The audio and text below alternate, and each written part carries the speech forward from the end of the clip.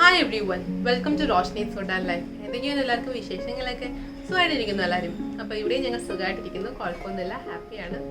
അപ്പോൾ ഇന്ന് പൂരാടം. അപ്പോൾ നമ്മുടെ തിരുവോണത്തിലേക്ക് അടുത്തെത്തിക്കൊണ്ടിരിക്കുകയാണ്. ഇനി കുറച്ച് ദിവസം നമുക്ക് ബാക്കിയുള്ളൂ. അപ്പോൾ ഇന്നത്തെ നമ്മുടെ ഓണം സദ്യ സീരീസിലെ സ്പെഷ്യൽ എന്ന് വെച്ച് കഴിഞ്ഞാൽ നാരങ്ങാച്ചാറാണ്. അത് നമ്മുടെ സദ്യയിലെ ഒരു സ്പെഷ്യൽ ഐറ്റം അല്ലേ? അത് വെള്ള നാരങ്ങാച്ചാർ, നമ്മുടെ പച്ചമുളക് അല്ലെങ്കിൽ കാന്താരിയൊക്കെ ഇട്ട് വെക്കുന്ന നമ്മുടെ നാരങ്ങാച്ചാർ സ്പെഷ്യൽ അല്ലേ ഇത്? അപ്പൊ അതാണ് നമ്മുടെ ഇന്നത്തെ റെസിപ്പി. അപ്പോൾ ഒട്ടും താമസിക്കേണ്ട, നമുക്ക് നോക്കാം എങ്ങനെയാണ് നമ്മുടെ നാരങ്ങാച്ചാർ ഉണ്ടാക്കുന്നതെന്ന്.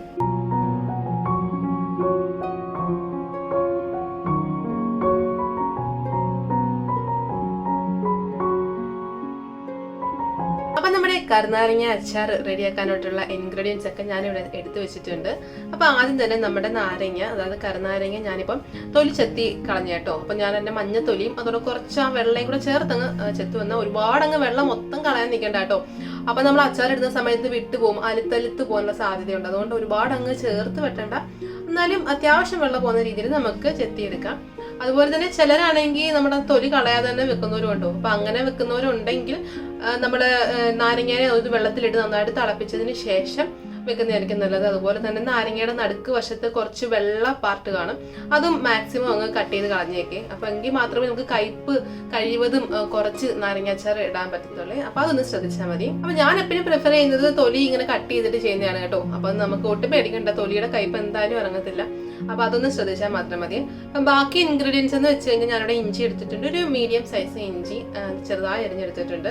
അപ്പോൾ ഒരു 6-7 അരി വെളുത്തുള്ളി ഉണ്ട്, കറിവേപ്പിലയുണ്ട്, പിന്നെ നമ്മുടെ പച്ചമുളക്, നിങ്ങളുടെ എരിവിനനുസരിച്ച് പച്ചമുളക് ഇടാം. അപ്പൊ എണ്ണയുണ്ട്. അപ്പൊ എണ്ണ എന്ന് പറയുമ്പോൾ എള്ളെണ്ണയാണ് കേട്ടോ ഏറ്റവും ബെസ്റ്റ്. പിന്നെ നമ്മുടെ കടുകുണ്ട്, ഉപ്പുണ്ട്, അതുപോലെ തന്നെ ഉലുവയുണ്ട്, നമ്മുടെ കായമുണ്ട്. അപ്പൊ ഉലുവ എന്ന് പറയുമ്പോൾ ഞാൻ ഉലുവ വറുത്ത് പൊടിച്ച പൊടിയാണ് കേട്ടോ ചേർക്കുന്നത്. അപ്പൊ നിങ്ങൾക്ക് ഇപ്പം ഉലുവയാണ് ചേർക്കാൻ താല്പര്യപ്പെടുന്നതെങ്കിൽ കടുക് പൊട്ടിക്കുന്ന സമയത്ത് ഉലുവ ചേർത്ത് കൊടുത്താൽ മതി. ഞാൻ പൊടി ചേർക്കുന്നതാണ് എനിക്ക് താല്പര്യം, അതുകൊണ്ട് ഞാൻ പൊടിച്ച് ചേർക്കുന്നതേ ഉള്ളൂ. അപ്പൊ ഇത്രയും വെച്ചിട്ട് എങ്ങനെയാണ് നമ്മുടെ സദ്യയുടെ സ്പെഷ്യൽ ആയിട്ടുള്ള നമ്മുടെ കരുനാരങ്ങ അച്ചാർ ഇടുന്നത് നോക്കാം. അപ്പൊ നമ്മുടെ കരുനാരങ്ങ അച്ചാർ റെഡിയാക്കി എടുക്കാനായിട്ട് ഞാനൊരു പാൻ വെച്ചിട്ടുണ്ട്. അപ്പൊ പാൻ നന്നായിട്ട് ചൂടായിട്ടുണ്ട്, നമുക്ക് അതിലേക്ക് എണ്ണ ഒഴിച്ചു കൊടുക്കാം. അപ്പൊ ഞാനിവിടെ ഒരു 3.5 ടേബിൾ സ്പൂൺ നമ്മുടെ എണ്ണ ഒഴിച്ചു കൊടുത്തിട്ടുണ്ട്. അപ്പൊ ഞാൻ പറഞ്ഞ പോലെ തന്നെ നമ്മുടെ എള്ളെണ്ണയാണ് കേട്ടോ ഏറ്റവും ബെസ്റ്റ് ആയിട്ടുള്ളത്. അപ്പൊ നമ്മുടെ എണ്ണ നന്നായിട്ട് ചൂടായിട്ടുണ്ട് കേട്ടോ. അതിലേക്ക് നമുക്ക് കടുക് ചേർത്ത് കൊടുക്കാം. ഇനി നമുക്ക് ഇതിലേക്ക് നമ്മുടെ കറിവേപ്പില ചേർത്ത് കൊടുക്കാമേ. അതുപോലെ തന്നെ ഇനി ചേർക്കാനുള്ളത് നമ്മുടെ ഇഞ്ചിയും വെളുത്തുള്ളിയും പച്ചമുളകും ഒക്കെയാണ്, അതുകൂടെ നമുക്ക് ചേർത്ത് കൊടുക്കാം.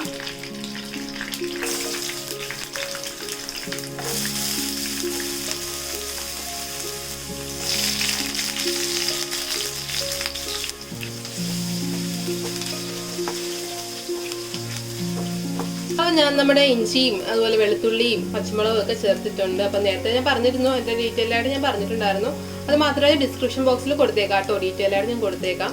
അപ്പൊ പച്ചമുളക് നിങ്ങളുടെ ഇഷ്ടത്തിനനുസരിച്ച് ചേർക്കാം, നിങ്ങളുടെ എരിവിനനുസരിച്ച് നിങ്ങൾക്ക് ചേർത്ത് കൊടുക്കാം. അപ്പൊ നമുക്ക് ഇതൊരു ലൈറ്റ് ആയിട്ടൊരു ഗോൾഡൻ ബ്രൗൺ ഷെയ്ഡ് വരണം. ഒരുപാട് അങ്ങ് കരിഞ്ഞു പോകുന്നു വേണ്ട, ചെറുതായിട്ടൊന്ന് ലൈറ്റ് ബ്രൗൺ വന്നാൽ മതി.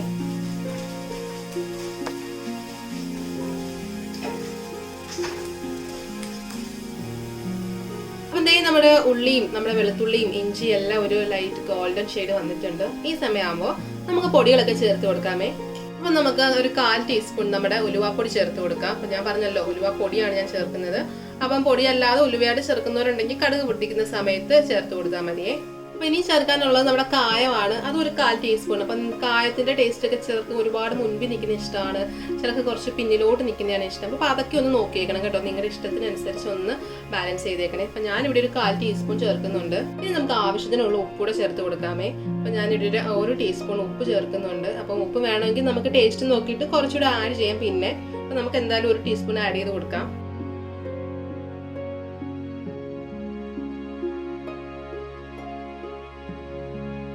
അപ്പൊ ഇതിലേക്ക് ഞാനൊരു 1/4 കപ്പ് നമ്മുടെ വിനേഗർ ആഡ് ചെയ്യുന്നുണ്ട്. അപ്പൊ ഞാൻ ആദ്യം ഇൻഗ്രീഡിയൻസ് പറഞ്ഞപ്പം പറയാൻ വിട്ടുപോയിട്ടോ, എടുത്തു വെച്ചിരുന്നതാ, പക്ഷെ പറയാൻ അങ്ങ് വിട്ടുപോയി. അപ്പം 1/4 കപ്പ് വിനേഗറോട് ആഡ് ചെയ്യാം നമുക്ക് ഇതിലേക്ക്.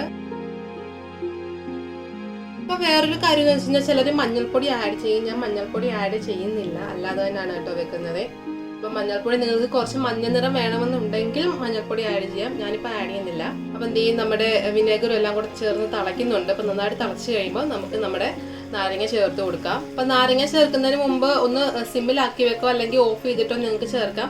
അതിനുശേഷം ഒരുപാട് ചേർത്ത് തിളപ്പിക്കൊന്നും വേണ്ട.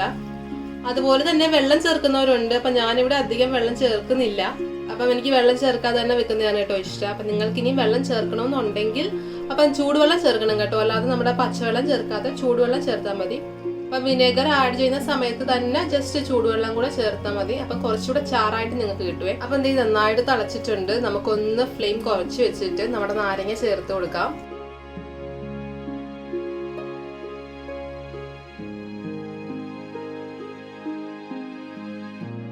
അപ്പൊ എന്തേ നമ്മുടെ നാരങ്ങ എല്ലാം നന്നായിട്ട് മിക്സ് ചെയ്ത് ഇപ്പൊ ചെറുതായിട്ടൊരു തള വരുന്നുണ്ട്. അപ്പം നമുക്കങ്ങ് ഓഫ് ചെയ്തേക്കാം.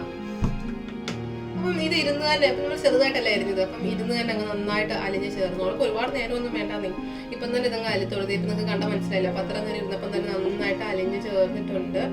അപ്പം എനിക്കിങ്ങനെ കുറച്ച് അലിത്തിരിക്കുന്നതാണ് കേട്ടോ ഇഷ്ടം. അപ്പം ഇപ്പം നിങ്ങൾക്ക് അങ്ങനെ തന്നെ ഇരിക്കണമെന്നുണ്ടെങ്കിൽ ഇച്ചിരി മുമ്പേ അങ്ങ് എടുത്താൽ മതി, കുഴപ്പമില്ല. അപ്പം ഞാൻ ഉപ്പൊന്ന് നോക്കട്ടെ. ഉപ്പ് ഞാൻ നോക്കിയായിരുന്നു, കറക്റ്റ് ഉപ്പ് ശരിയായിട്ടുണ്ട് കേട്ടോ. കറക്റ്റ് ഉപ്പും പുളിയും എല്ലാം നല്ല കറക്റ്റ് ആയിട്ട് വന്നിട്ടുണ്ട്. അപ്പം നേരെ നമ്മുടെ അച്ചാർ റെഡിയായി. ഇനി പരിപാടികളൊന്നും നമുക്ക് ബാക്കിയില്ല. നേരെ നമുക്ക് ഒരു ബോട്ടിലോട്ട് മാറ്റാം. അപ്പം നിങ്ങൾ ഏത് പാത്രത്തിലാണോ മാറ്റുന്നത് അങ്ങോട്ടങ്ങ് മാറ്റിയാൽ മതി. ഇപ്പൊ കൂടുതൽ സൗകര്യം നമ്മൾ കൂടുതൽ നാളെ ഇരിക്കുന്നതും നല്ലതും ഗ്ലാസ് ബോട്ടിലിൽ സൂക്ഷിക്കുമ്പോഴാട്ടോ. അപ്പൊ ഞാൻ ചെറിയൊരു ബോട്ടിലോട്ട് മാറ്റുവാണ്. അപ്പം നാരങ്ങ അച്ചാർ ഞാനൊരു ഗ്ലാസ് ബോട്ടിലോട്ട് മാറ്റിയിട്ടുണ്ട് കേട്ടോ. അപ്പം ഇങ്ങനെ ഗ്ലാസ് ബോട്ടിലിൽ അച്ചാർ സൂക്ഷിച്ചു കഴിഞ്ഞാൽ ഒരുപാട് നാളെ ഇരുന്നോളും. അപ്പം അത് ഫ്രിഡ്ജിൽ സൂക്ഷിക്കുകയാണെങ്കിൽ പിന്നെ പറയുകയും വേണ്ട, എത്ര നാൾ വേണമെങ്കിലും ഇരുന്നോളും. കാരണം നമ്മൾ കുറച്ച് വിനാഗിരി ഒക്കെ ഒഴിച്ചിട്ടില്ല, അതുകൊണ്ട് തന്നെ കുറച്ച് നാൾ ഇരുന്നോളെ. അപ്പൊ ഇത്തവണ ഓണത്തിന് ഈ നാരങ്ങ അച്ചാർ കുറച്ച് പേരെങ്കിലും ഉണ്ടാക്കി നോക്കുന്നത് ഞാൻ പ്രതീക്ഷിക്കുന്നു. അപ്പൊ ഞാൻ നേരത്തെ പറഞ്ഞ പോലെ ഇന്ന് പൂരാടമാണ്. അപ്പം ഇന്നത്തെ വിശേഷങ്ങൾ എന്ന് വെച്ച് കഴിഞ്ഞാൽ അപ്പൊ നമ്മൾ വാമനെയും മാവേലിയൊക്കെ സ്റ്റാച്യൂസ് ഉണ്ടാക്കി വീടിന് ചുറ്റും കൊണ്ടിങ്ങനെ നടന്നിട്ട് പൂക്കളത്തിന്റെ നടുവിൽ വെക്കും. അപ്പൊ അതൊക്കെയാണ് നമ്മൾ ഇന്ന് പൂരാടത്തിന് ചെയ്യുന്നത്. അത് മാത്രമല്ല അതിന്റെ സ്റ്റാച്യൂവിന് പറയുന്ന പേരാണ് ഓണത്തപ്പൻ എന്നാണ് പറയുന്നത് കേട്ടോ. അപ്പൊ നമുക്ക് കാണാൻ പറ്റും പൂക്കളത്തിന്റെ നടുവിൽ ഇങ്ങനെ സ്റ്റാച്യൂസ് ഉണ്ടാക്കി വെക്കുന്നത് കാണാൻ പറ്റും. അപ്പൊ അതിന്റെ പേര് ഓണത്തപ്പൻ എന്നാണ്. അത് മാത്രമല്ല നമ്മുടെ പൂക്കളം കുറെ കോംപ്ലിക്കേറ്റഡ് ആവും. കാരണം നമുക്ക് ഈ അധികം ദിവസമല്ലല്ലോ നമ്മുടെ മാവേലി വരവേൽക്കാനെടുത്ത് അധികം ദിവസമില്ല. അതുകൊണ്ട് തന്നെ പൂക്കളം കുറച്ച് കോംപ്ലിക്കേറ്റഡ് ആവും. ഇപ്പൊ 8 ലെയറുള്ള നല്ല അടിപൊളി പൂക്കളായിരിക്കും ഇടുന്നത്. അപ്പൊ നല്ല ഡിസൈൻസ് ഒക്കെ വരച്ചിട്ടുള്ള നല്ല പൂക്കളൊക്കെ ഇടുവാണ്. അപ്പൊ ഇതൊക്കെയാണ് നമ്മുടെ പുരാണത്തിലെ വിശേഷങ്ങള്. നമുക്ക് അടുത്ത റെസിപ്പിയായിട്ട് നാളെ കാണാം. അതുവരെ ബൈ, ടേക്ക് കെയർ. രുചിയുടെ വർണ്ണങ്ങൾ നിങ്ങളുടെ മനസ്സ് നിറയ്ക്കട്ടെ. സ്നേഹത്തോടെ റോഷ്നീസ് ഫുഡ് ആൻഡ് ലൈഫ്.